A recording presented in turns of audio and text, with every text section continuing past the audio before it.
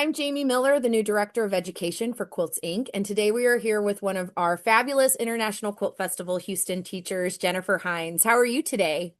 I'm doing great. It's good to see you, Jamie. You too. So you're not a new teacher, but you're a new to this show teacher. We kind of broke you in at Quilt Knit Stitch in St. Louis earlier this year in the spring, and we're so excited to have you as one of our new Houston faculty teachers this year. Yeah, I'm excited. Quilt Knit Stitch was great. So kind of tell everyone watching a little bit about your background, what got you started in the addiction that is quilting and fiber arts. Okay, well, I've been sewing my whole life and crocheting, Mhm. honestly, since before I can remember. I don't remember being taught to crochet, but I Sure. didn't get into quilting until I was in graduate school and I needed something fun because there's only so much, early American literature you can read without needing something a little bit more exciting. So that was about 1990. I was in grad school and started quilting, and I've just been full on ever since. I've tried all the new things that come along. I do hand quilting, I do machine quilting. Lately, I've gotten into big stitch quilting, which is Yeah. kind of a new and really interesting way to add texture to the quilt. I've quilted all my own quilts ever since the Wow. beginning, which, Wow. it Even saves you your some first money. ones. Even my first ones, yes, Wow. which I could show you, but I won't because, I mean, come on, We all they're have them. It's 1990 okay. fabric. Were there a lot of dusty blues and pinks in Oh, there? yeah, yeah, Yeah. yeah. You got it. Yep, Like a goose exactly. maybe or Like I say, I if there's a trend, I'm gonna try it, and Oh I've done that in yes. quilting and crochet.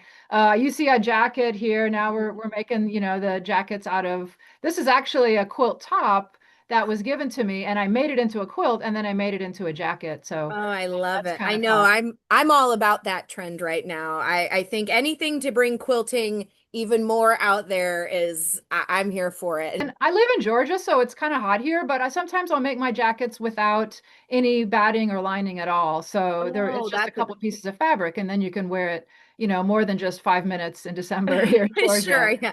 So there's a Being in lot of South ways to, Texas, I feel your yeah, oh pain. yeah, even worse. We have winter shorts and Yeah. flip-flops. So, we're keeping you busy for your first year. You are participating in our Friday Sampler, which is such a fun event. If you've never come to our show, Sampler is where there are 20-ish teachers kind of presenting and demoing simultaneously. You come, you enter, you get a whole handout with every teacher's handout, so you're not going to miss a thing. And then you get to bounce around from each teacher and kind of learn their specialty that they're teaching. And then, 10, 15 minutes later, you bounce to the next one, and it's such a fun event. So please come to it if you've never been. And for that, you are doing Get Control of Your Fabric Stash with Crochet. And then we have your class, which is called Big Stitch Hand Quilting. So without giving away everything, because they need to sign up for these, Oh what yeah. can we kind of expect in your classes? Okay, well the crochet with your fabric Hmm. idea, if you've been quilting for a while, you probably have a lot of fabric, and some of it's lovely and you want to use it in a quilt, and some of it you're like, yeah, I don't know. Why did Hmm. I buy this? So if Not you my do get, style anymore. yeah, exactly. Mhm. Or, what was I thinking that day? But if you do get to Yeah. that point, this is a great way to cut your fabric into strips, crochet with a big hook. Hmm. I can show you. This is the size hook I use to Oh, crochet the lovely. fabric Hmm. strips. And then, if you know how to crochet, great. If not, it's honestly not that hard. I Yeah. could certainly show a couple stitches. Here's a little bowl. Oh, Um, that's Out cute. of, just kind of some random fabric that I'm kind of done with. I'm over that. So that's fun. And the samplers are good because you can get as little or as much kind of one-on-one talking time with an instructor or a method if you're really into it. So Yeah, that absolutely. should be And then you get exciting. addicted or hooked since you're crocheting at home. Ah, nice. And you get hooked and then you can go follow you on your website and all of that and learn even more from it too. So Yep. it Sampler's so fun. I love it. I'm glad you're Yep. participating in it. Yeah, it's cool. Mhm. And then for your class, Big Stitch Hand Quilting, I mean, I love everything, but I love handwork and I love, Right. there's something relaxing about being able to sit down anywhere and use your hands to still create instead of being stuck at a machine and Right. so I love anything with handwork. So kind of give us a little taste about that class too. Okay. Well, there's we're drawing a little bit from like sashiko stitching, the Hmm. Japanese tradition, Hmm. a little bit from kantha cloth, a little bit from kawandi style Hmm. quilting with the big stitches. Yep. And it really makes it kind of doable because you can hand quilt a big full-size quilt and it will take you months and Yeah. it will look beautiful. But Yes. sometimes you don't want to spend months. So using the big stitch method allows a quilter to get a quilt done in a reasonable amount of time. And it also adds extra texture, extra Hmm. color, really depending on your design choices. Hmm. It's just a great way to kind of keep control of that quilt and still have it be done and done the way you like it. I've been seeing more big stitch hand quilting among modern quilters, but Oh now I'm yeah. seeing it in kind of traditional shows also. So I'm really happy to see that it's kind of making its way. Yeah, for sure. Hmm. Right. I mean, it's good to have options, right? Yeah. Hmm. If you want to let somebody else manage that part of your life, send it out to a long armor. If you want to learn how to do some machine quilting on your machine, that's doable too. But Yeah. like you say, if you like the process and you Mhm. like kind of a relaxing activity, that's where big stitch or even regular hand quilting can get you there.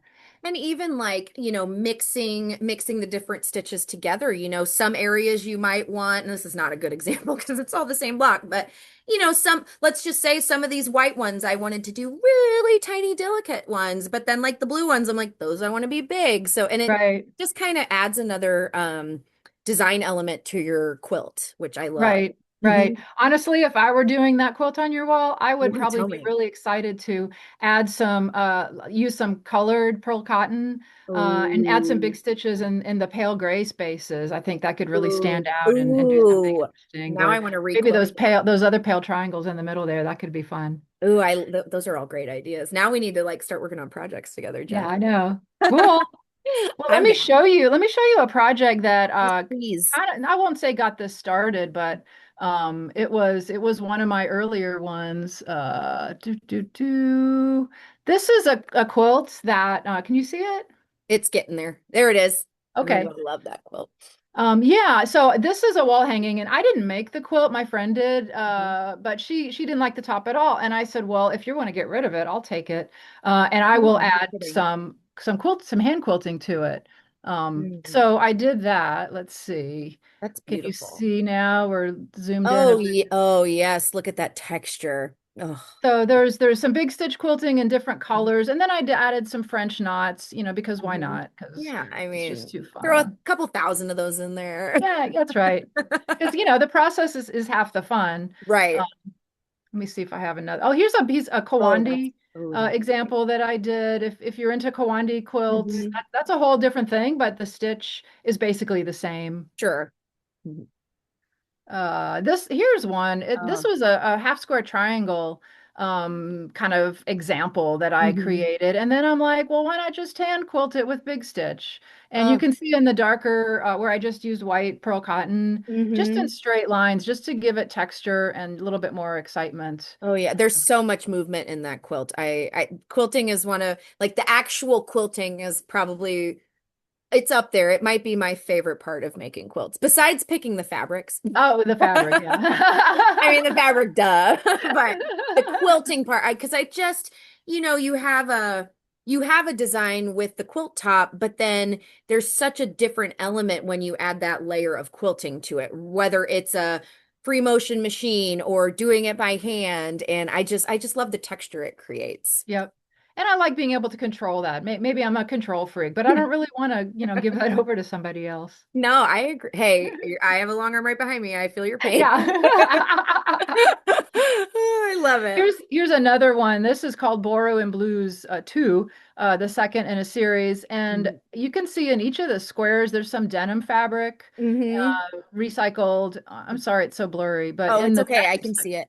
okay, in the denim sections, I've got sashiko and some just embroidery Hmm. added that I did before I made it into a quilt, and then after I made it into a quilt, then the quilting is also a big stitch in Hmm. white and blue and gray sashiko Beautiful. thread or pearl cotton. Yeah, we'll start with a piece that I'll bring Okay. and students will work on. Hmm. And it might be something just about this size, like a pillow, or it could be a small quilt, Hmm. or it could be the first Or you could beginning turn of it a into a quilt. wall hanging. It absolutely Yep. could. Hmm. Your choice. So we'll start with that. That'll be ready to go, and then students can bring something that they prepare from home, and it might just Oh, be the great. size of a quilt block, Hmm. or it might be a table runner that you want to finish, Hmm. or whatever you want to bring, Oh, just to get awesome. started and have more to show from your day.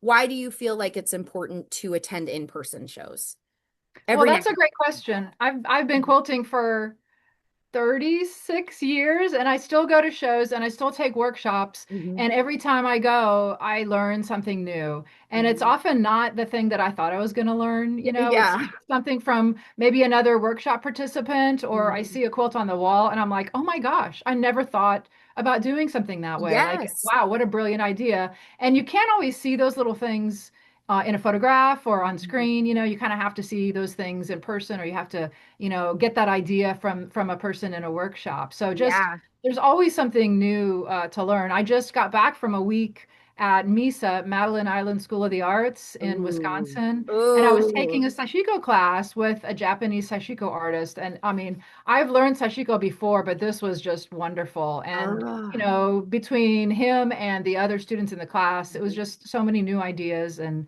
new ways of doing things. Mhm. So just to get out of your own workspace and just get out of your shell and discover something that you never even thought was out there. That's just, I love having that happen over and over again every time I travel. I love that. And like you said, it's you might not even, I mean, you're going to learn something from the teachers, but you're going to also learn stuff from people in that class. And it's just such a fun, very involved process. And it's just, and then you leave with a whole bunch of new quilty friends, which what's Yep, better than that? that's right, exactly. Well, my last question, that's the hardest, so I apologize in advance. But what is one quilting tool or notion that you cannot live without? Wow. Or a crochet, any fiber arts. What's a fiber arts tool that you cannot live without? Ooh, wow. Wow, I mean, there's I the know, rotary, I'm so but sorry. everybody knows that one. I Yep. have some needles that are, I have some sashiko needles that I Mhm. love, and I use them for both sashiko and big stitch hand quilting Ooh, okay. because they're giant and they're sharp, Hmm. and they hold pearl cotton. You can thread them easily, Oh, which is pretty important. yeah. And then I have some smaller embroidery needles Hmm. that I love. My rule for a needle, what needle should I use, Hmm. is usually the one that you can thread, right? So if you're using embroidery floss, if you're using sashiko thread, if you're using pearl cotton, I mean, it's a big product, and It is. if you can thread it into the needle and it's a sharp needle, that's the one I use. So Yeah. I have my favorites, and we'll get into that in the class. But Yeah. having usable needles are just so important. So there are some needle threaders that are really helpful. Like, Mhm. don't give up sewing by hand or by machine just because you can't thread the needle. And lastly, where can we find you online? Tell us your social media, your website, all of the good things. Well, you can find me on Instagram at Hines.Jennifer. Or I have a new website, and it's still being improved, but Sure. it's Jenny'sQuiltsCrochet.com. Perfect. And we'll try to type that in for you. Yeah, But yeah, I'll have so it come linked and below or on the side. Yeah. wonderful. Yeah, come to Yeah. my website, look and see. I've got some of my old work, some of my new work that you can look at, and just see what I'm about. Awesome. So go follow her and then go sign up for her classes, and we'll see you in November.